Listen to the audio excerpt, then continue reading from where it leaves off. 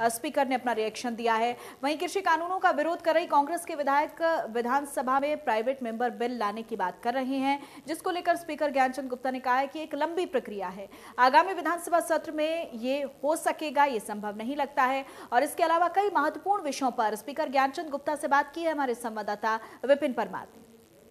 यूं तो पंजाब हरियाणा को बड़ा भाई छोटे भाई की तर्ज पर देखा जाता है, लेकिन ये कहा जाता है कि छोटे भाई के हकों की रक्षा उसका बड़ा भाई करता है। लेकिन जब बड़ा भाई ना सोचे तो कहीं ना कहीं छोटे भाई को भी सोचने पर मजबूर होना पड़ता है। और यही परिस्थिति हरियाणा विधानसभा के लिए भी है, क्योंकि जो हक हकूक उस समय हरियाणा विधानसभा परिसर को दिए गए थे, उनको पंजाब की ओर से ना केवल जो छीनने का काम किया गया, बल्कि जो हिस्सा दिया गया था, जो प्रिस्क्राइब हिस्सा दिया गया था 40% का, उसमें से भी पंजाब की ओर से जो कमरे हैं या फिर जो विभाजन है, उसको भी सही ढंग से नहीं किया गया। इन तमाम हकूकों की लड़ाई के लिए विधानसभा अध्यक्ष ज्ञानचंद गुप्ता लगातार अलग अलग मुद्दों को उठाते नजर आ रहे हैं। और इसी कड़ी में पंजाब के जो एक बिल हरियाणा विधानसभा में लाए जाते हैं, जिनमें पंजाब का नाम जुड़ा होता है, उन बिलों में से पंजाब का नाम हटाने को लेकर और विधानसभा परिसर में हरियाणा के हक के जो कमरे हैं उनको दिलवाने को लेकर लगातार लड़ाई चल रही है। ऐसे में बात करने के लिए हमारे साथ हरियाणा विधानसभा के अध्यक्ष ज्ञानचंद गुप्ता साहब खुद मौजूद हैं। सर, दो मुद्दे हैं महत्वपूर्ण जो आप लेकर चले हैं। तकरीबन 54 साल जो है वो हो चुके हैं हरियाणा की स्थापना को। ऐसे में बिल्स जो आते हैं, अभी भी आप देखिए तो जब भी संशोधित बिल आते हैं या नया बिल आता है, उसमें पंजाब का नाम जो है वो जुड़ा होता है। उसको लेकर आपने एक प्रक्रिया शुरू की है, क्या है प्रक्रिया और कब तक उसको जो है सिरे चढ़ाया जाएगा कि पंजाब के नाम जो है उससे हटाया जा सके बिलों से? देखिए, हरियाणा प्रदेश को बने हुए लगभग 54 वर्ष हो गए। 54 वर्ष के इस कार्यकाल के अंदर जो हरियाणा का मान और सम्मान होना चाहिए था, जो हरियाणा की परिस्थिति है, परिस्थिति के मुताबिक पंजाब को एक्ट करना चाहिए था, पंजाब ने नहीं किया।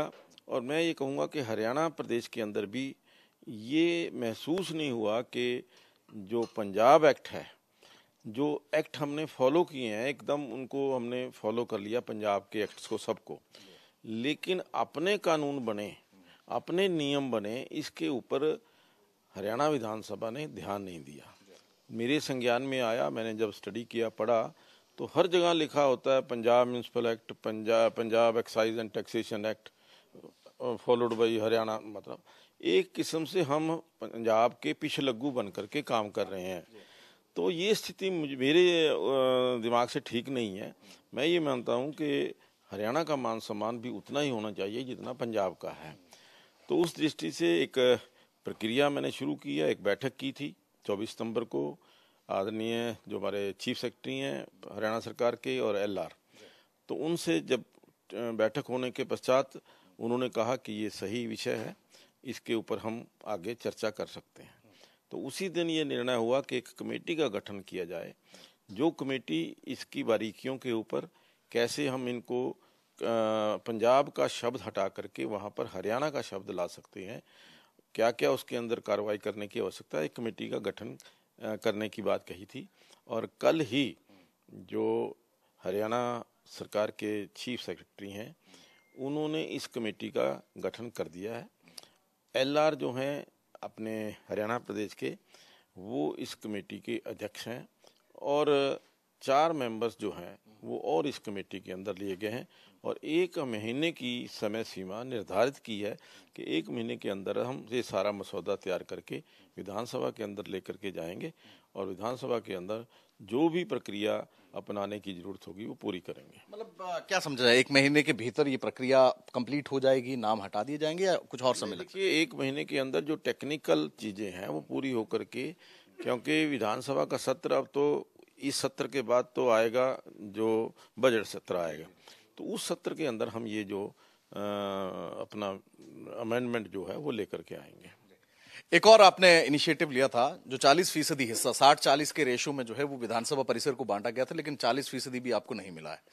आपने शुरुआत करी थी, प्रशासक से आपने बात करी, एक कमेटी उस समय भी बनाई गई थी चीफ इंजीनियर की अध्यक्षता में और तमाम चीजें रही थी, लेकिन वहां से जो जवाब आया, राणा KP सिंह जो कि पंजाब विधानसभा के अध्यक्ष, कहीं हाथ पैर पकड़ाते नजर नहीं आए। अब उसको लेकर क्या कुछ आगे आप करने जा रहे हैं? नहीं, बात सही है कि मैंने प्रयास किया कि मिल करके बैठ करके टेबल के ऊपर कोई समस्या का समाधान हो जाए।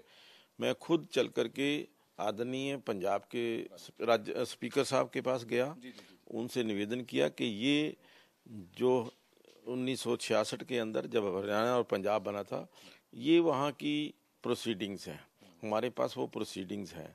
उन प्रोसीडिंग्स के मुताबिक जो हमें स्थान या कमरे दिए गए थे वो अभी तक हमें मिले नहीं।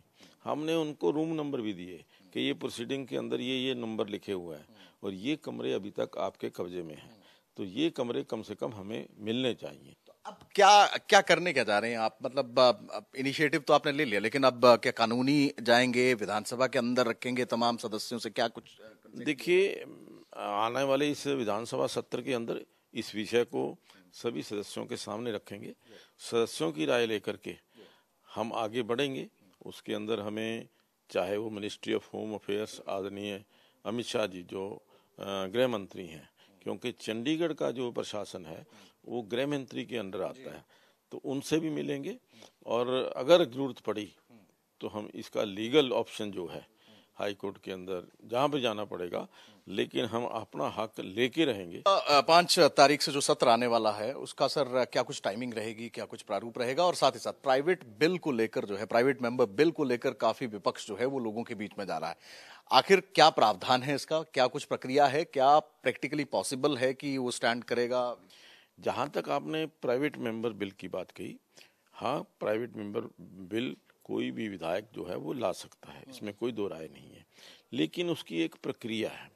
उसके तहत जब हमारे पास प्राइवेट मेंबर बिल आता है तो हम अपनी जो अब यहाँ की लीगल हमारी जो ब्रांच है उसके ऊपर वो चर्चा करती है, उसके ऊपर राय लेने के बाद फिर वो एलआर को भेजा जाता है। एलआर वो तय करता है कि लीगली क्या ये प्राइवेट मेंबर बिल ठीक है या नहीं है, कहीं इसके अंदर कोई लीगल ब्रीच तो नहीं हो रहा, या लीगली कोई इसके अंदर टेक्निकली ठीक है या नहीं है। तो उसकी राय आने के पश्चात फिर वो जो बिल है वो जाता है सरकार को, सरकार उसके ऊपर फिर तय करके भेजती है कि हाँ ये बिल जो है पेश किया जाए। तो एक ये लंबी प्रक्रिया है जो विपक्ष कह लीजिए या जो भी मेंबर जो हैं प्राइवेट मेंबर बिल लाने की बात कर रहे हैं ला सकते हैं, लेकिन प्रक्रिया लंबी है। तो हरियाणा विधानसभा के अध्यक्ष ज्ञानचंद गुप्ता साहब हैं, जो कि लगातार जो मुद्दे हैं, जो पंजाब के साथ जिस तरह से बातचीत का भी रास्ता इख्तियार कर चाहे वो कमरों का हक हो या फिर जो बिल्स हैं उनमें पंजाब का नाम हो, उनको लेकर जो है वो उठाया गया है। ऐसे में प्रक्रिया को लेकर, जो कमरों की प्रक्रिया है या फिर जो बिल्स की प्रक्रिया, उसको लेकर भी जो आगे के रास्ते इख्तियार करने की बात इनके द्वारा कही गई है। वहीं प्राइवेट मेंबर बिल को लेकर जिस तरह से विपक्ष लगातार जनता के बीच में जा रहा है और इस बिल के माध्यम से तमाम जो बात रखने की बात कर रहा है, उस पर भी स्पष्टीकरण ज्ञानचंद गुप्ता साहब की ओर से दिया गया है कि ये बिल कोई भी मेंबर जो है वो विधानसभा का ला तो सकता है, लेकिन एक प्रक्रिया है, एक जटिल प्रक्रिया है जिसमें लीगल कंसल्टेशन के बाद सरकार ये तय करती है कि ये बिल विधानसभा में लाया जाएगा या नहीं। अब देखना ही होगा इस प्राइवेट मेंबर बिल को लेकर 5 नवंबर से जो सत्र शुरू होने वाला है उसमें क्या कुछ हंगामा देखने को मिलता है। कैमरा पर्सन शशांक के साथ विपिन परमार, इंडिया न्यूज, चंडीगढ़।